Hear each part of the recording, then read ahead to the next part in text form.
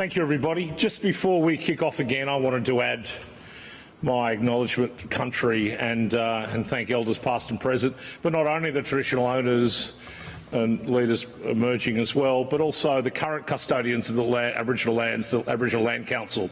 New South Wales has a unique system of both TOs and land councils, and together we're working closely to reflect the fact that Western Sydney is the largest urban Aboriginal population in Australia. So our First Nations commitment is deep and real to the region.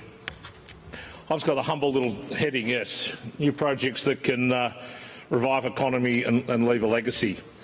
And it's really important. I'm going to be talking about a couple of things, about the physical kit of Western Sydney, how you build the links to end the tyranny of distance and add to inclusion. But really importantly, how in this it's too easy to say once in a generation, once in 100 years, certainly in my lifetime, an infrastructure binge that's happening of property and projects. And how, while it's really important to get great urban design and nice buildings and concrete that flows properly and bridges that stay up, etc., it's even more important to realise that we're a society as well as an economy, and what is the legacy of that, the one shot in the locker we have to get it right for social transformation, social inclusion. And they're both very important for us, both sides of the brain. To quote a great oracle I know, let's not waste this crisis, but do as John Bradfield and Lachlan Macquarie did and build for the future now. I am that oracle, but if you can't quote yourself, who can you quote? I'll get even before Rob Stokes quotes about 7 German philosophers later today, so I quoted a local one first. But it's important. Maybe it's the lobbyist in me. Let no crisis go unleveraged. Let no opportunity get left unturned. What we're talking about today is to say thank you, governments, for the record infrastructure spend you're doing currently. We are very grateful. Thank you to the private sector, those who are allowed in on the side to help, for the contribution you're making. But we've got to do more. That was all pre-COVID. It's not good enough to say thanks very much, pat us on the head and off we go. Yes, we're back like in Oliver saying, you know, could I have more? And we're going to talk about some more. Where else to start if you're talking about our ambition of future projects than Western Sydney Airport? As I said, the most transformative project in the most transformative region in the country. But let's make it even more transformative. Let's not be half-assed. Let's build both runways now. The machines are there, they're digging up the dirt, they're moving it around, they're about to lay concrete, they're procuring a new terminal. I am the veteran of the Mascot third runway. I was the most public advocate out there demanding the third runway be built, and we talk about the stadium wars in recent times in this city. Bunk 'em. Nothing comes close to the fight this city had on that runway. And when you've had the dead rats in your letterbox from your neighbours and the death threats and the office clearings, you don't forget it easily. Let's not condemn another generation of Western Sydney-siders to a fight in 20 years' time over another runway. For God's sake, get on, build it now, get the tradies back on the tools, take the advantage of existing development, save the taxpayers about $1.5 to $2 billion on, I think, Commonwealth estimates were it to be built now. So we're not going to drop off on that. It's really important that we think about how we can get it done right now at this time and have an impact. We talk about will it be too much capacity ahead of demand? I said Bradfield built the bridge and there was 50 cars on North Sydney. No one laughs at Bradfield now. He's the absolute legacy we look to. He even put function and form. He put 4 pillars up, 4 pylons that have no structural purpose at all, other than more recently housing a stack from the tunnel below, because he realised great infrastructure had to have a design legacy as well as a jobs legacy. But let's talk about Richmond. I sat on the committee that chose Badgerys, and the Air Force said to us unapologetically, we have to get out of Richmond. We can't stay here. We want to go. They wanted us. They wanted this airport at Richmond. We strangely followed the science and chose Badgerys Creek, an unfashionable thing these days. But in the meantime, the use for defence of that site could be significant. The use for GA traffic, the busiest little airport in the world at Bankstown. With respect, Bankstown Airport has a future that's greater than its current GA. Bankstown has a future as the site where we rebuild advanced manufacturing in Western Sydney, empowered by a metro between Bankstown, Glenfield and the airport in the long term. So we can use that second runway early on. So we're not backing off that thought of really building it. The bridge was the confidence that got a city through a recession. So should this airport has to continue to be. But I said it's not only about the physical transport links, it's about the way we live. So we're also calling for a social housing expansion. 65,000 homes minimum were in deficit for demonstrable need for people in Western Sydney needing social housing. 65,000 residences. So I'm sorry, we're not going to cop any more, and we're not going to get there when the local developer's told, we'll give you a block of flats in Liverpool, but put a couple of rooms, next to the air conditioning well for the not so well off. We'll call that your social contribution, and away we go. Incrementalism is not going to solve housing affordability in this city. Incrementalism is not going to give people the dignity of somewhere to live when they can't afford market rent. It's only by direct government intervention and public-private partnership we're going to achieve that. So work with the community housing providers, transfer your stale old public assets to innovative not-for-profit management, have the federal government reinvest in NIFIC, bring in the banks and the superannuation funds to play their proper role in funding housing affordability, and look to Western Sydney as a beacon to the nation of how we finally take the dark stain off our soul of having housing affordability at the very core of our inaccessibility and exclusion in Sydney. This is a chance to get it right. This is a chance to put, if you need other language for governments, we know you love the votes of tradies, we know you love high-vis and marginal seats at election time. Well, guess what? The migration stop is going to have a big impact on residential development. If you want to keep those guys in high-vis working and the chippies and sparkies going strong, divert them to public housing, building social and affordable housing, at least in the meantime, till we fill in that gap. It's the least we can do. So we actually launched a 5-point plan, and as we said before about value capture for the metro, here's an idea. If you're going to own all the land, if you're going to develop it yourself, then impose on everybody you have a higher responsibility, government, to ensure that affordable housing is maximised in those sites above metro stations. It's where you want people with lower social advantage living, directly above the train station. This is our opportunity. If we let this go, this will be a legacy that is something of great shame. So there's a range of initiatives in our 5-point plan for social housing, but one of them is get a move on. I'm racing through because Brett says we're late. Sydney Olympic Park, 20-year anniversary today, or this year. It's what a remarkable place it's been, what a remarkable place it could be. If ever I saw something that looked really great but was designed by camels, it's probably Olympic Park. Probably a little too much government, not enough private sector. We need to change that and build private sector innovation and enterprise into the park. We need to take on some physical stuff. The Minister said the bridge from Melrose Park to Wentworth Point, absolutely. Get the light rail or a beeline bus running on it now between Parramatta and Olympic Park. We need to get the wave pool built. I mean, there's a chance to have an actual wave pool, recreational water for Westies. Here's a novel approach, a wave pool at Olympic Park. The RAS, guarantee the future of the Easter show. The biggest single event. We think this is a nice event, get the Easter show going again, back it in, and think about the RAS Convention Centre that we need.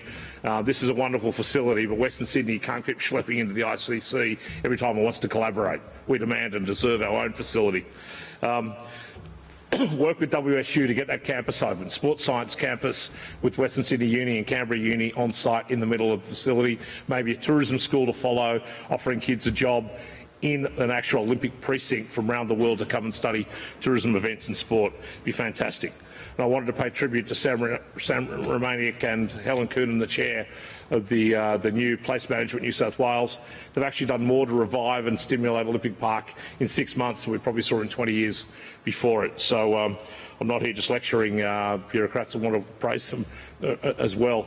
And lastly, I think we were promised a flyover from the WestConnex into the Olympic Park. Where is it? You head out east or west of the M4 to get to Olympic Park, and then you spend 20 minutes on a ramp accessing it from the freeway. That's not going to cut it. Give us the flyover we were promised, that was budgeted for and is yet to be delivered. It's the least, so we can actually fix access to an island peninsula. The big one, faster rail. Last time I checked, I think the Premier got a report 12 months ago. I know it's been a busy 12 months. I grant recession, pandemic and bushfire will divert attention, but 12 months holding a report from Professor Andrew McNaughton about fast rail, we want to see it. We want the project and we want it interchanging in the central city. Parramatta or Olympic Park or interchange, save yourself billions of dollars, whether you're coming from Newcastle or Canberra. You interchange, hop on John Lamont's Metro, go east or west, wherever you like from there. But the interchange needs to be in the central city if we're going to really redefine this city of ours and be true to a city of three cities. The central city ought to be central to our transport hub, and that would be faster rail coming through. It's really important, and we're hoping for some progress and announcement from government soon on that. Usually we only hear about faster rail when there's an election, so like clockwork. I mentioned earlier about electric bus manufacturing, Andrew Constance's challenge, can we build stuff in this country? Well, we used to build stuff in Western Sydney. We want it to be a place again where we make things. What a better way to start than embrace old school concept of manufacturing with new school product of electric buses. The whole fleet's going to be electric by 2030. We better get cracking and let's curate it. Let's have unions and government working together with business, set a challenge and achieve it. We can actually do this stuff. I know it's a novel approach, you know, the probity versus progress. Sit in a room and nut out a process so we can get wage rates right, we can get the policy settings right, we can access what's needed, a supply chain a procurement pipeline that guarantees work, and let's set about growing our capacity somewhere in traditional home, those inner ring suburbs of the central city, where our old factories can be new factories and we can start doing things again. This is really important for us, and I think it's the collaborative program Western Sydney needs to embrace. As is the Factory of the Future. Got to pay credit to WSU. It's a really important scheme in Bankstown, together with the City of Bankstown, the traditional epicentre of manufacturing, talking about how we can redefine manufacturing. It's a model to set up on the new campus at Bankstown and to really challenge the current thinking about the way we do manufacturing, the way we can manage it in the future. So to get behind that program is a very important process to serve the infrastructure base for Western Sydney. It's ambitious and achievable, just like the uni itself. Probably the one that I feel most affinity to, that really burns a hole in the heart, is the idea for a Western Sydney First Nations art gallery. Parramatta Jail, near where I grew up, my parents kept threatening to send me there if I played up, but this is a place, if you ever had the pleasure to walk around inside Parramatta Jail, the first thing that strikes you in the scary but magnificent sandstone walls is the amount of Aboriginal craftsmen who built those walls and inlaid them with Aboriginal design. First Nations craftsmen way back. Here's something this nation owes its First Nations community, particularly us with the largest urban Aboriginal population in Australia. Truly probably the only global art form in Australia, if you don't include Bluey, and I'm the father of a 4-year-old and I'm pretty proud of Bluey, is Indigenous Aboriginal First Nations art. It is a true global art form of which we provide little or no true global presentation venue. It's not good enough for the Art Gallery of New South Wales to bury it in the basement. We want it out and proud. We want Parramatta and the jail owned by the Darebin Aboriginal Land Council, obviously in consultation with local communities, to not propose just some white fella solution. Here's our opportunity to seriously showcase art, culture and history, seriously take a step forward in national reconciliation, and seriously attract more people, global and local visitors, to come to Western Sydney. We're very grateful for the powerhouse. We recognise there's been a tough debate. We've been in the middle of it, in the trenches. It's not enough. 95% of the arts budget in New South Wales goes in the City of Sydney. That's not going to cut it anymore. We want federal, state government, philanthropists and private sector to get together and try and help make this thing a reality. It's really, really important. I think something we can do. The last of our new ambitious projects is on Metro. Again, let's not do half the job. We're building, it was wonderful, we're building a train line from St Mary's to Bringelly. That's great. For a 24-hour airport, we're going to have a train line that stops at either end. I know it's the first stage for a program, but we're saying go further now. We believe it to go south now, to southeast, to go from Bringelly across to Glenfield, incorporate or replicate the South West Rail line from Glenfield to Leppington. Think of a new interchange at Glenfield, and then eventually go on from Glenfield to Bankstown through the airport and developable land. It is the next obvious iteration of Metro. It opens up and delivers on the promise Gough Whitlam made to Campbelltown 40, 50 years ago, that we won't forget you, that we'll take that forward. Well, we've all abandoned the MacArthur seats. The amount of broken promises is ridiculous. The people of Liverpool, Camden, Campbelltown and beyond down to Wallandilly have to have access to our city and the airport that they're helping to pay for. The Metro is the best way to do it. And while we're at it, multi-utility corridor. Yep. Every morning the tankers fill up at Banks Meadow at Sydney Airport and drive out to Richmond to fill up the servo. How silly is that? How dangerous is that? How environmentally stupid is that?